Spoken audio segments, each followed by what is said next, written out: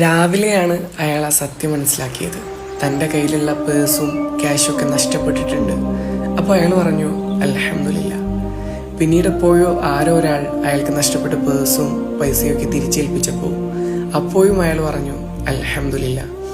ഇതൊക്കെ കണ്ട് കൂടെ ഉണ്ടായിരുന്ന അയാൾ ചോദിച്ചു, നിന്റെ പേഴ്സും പൈസയൊക്കെ നഷ്ടപ്പെട്ടപ്പോൾ ഒരു സങ്കടവും കൂടാതെ ഈ അൽഹംദുലില്ലാ എന്ന് പറഞ്ഞു. ഇപ്പോൾ അത് തിരിച്ചു കിട്ടിയപ്പോഴും നീ അൽഹംദുലില്ലാ എന്ന് പറയുന്നു, എന്തുകൊണ്ട് അങ്ങനെയൊക്കെ? അപ്പോൾ അയാൾ മറുപടി പറഞ്ഞു, എടാ, എനിക്ക് നഷ്ടപ്പെട്ടതൊന്നും എനിക്കുള്ളതായിരുന്നില്ല. ഇനി എനിക്കുള്ളതാണെങ്കിൽ ഏത് മലയുടെ ഉള്ളിലാണെങ്കിലും എൻ്റെ അടുത്തേക്ക് തന്നെ വന്ന് ചേരും.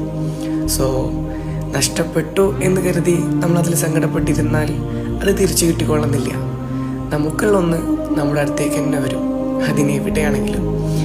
പിന്നെ നമുക്ക് സംഭവിക്കുന്നതെല്ലാം നമുക്ക് നല്ലതിനാണ്. ചിലപ്പോൾ അതിപ്പോൾ മനസ്സിലാവില്ല.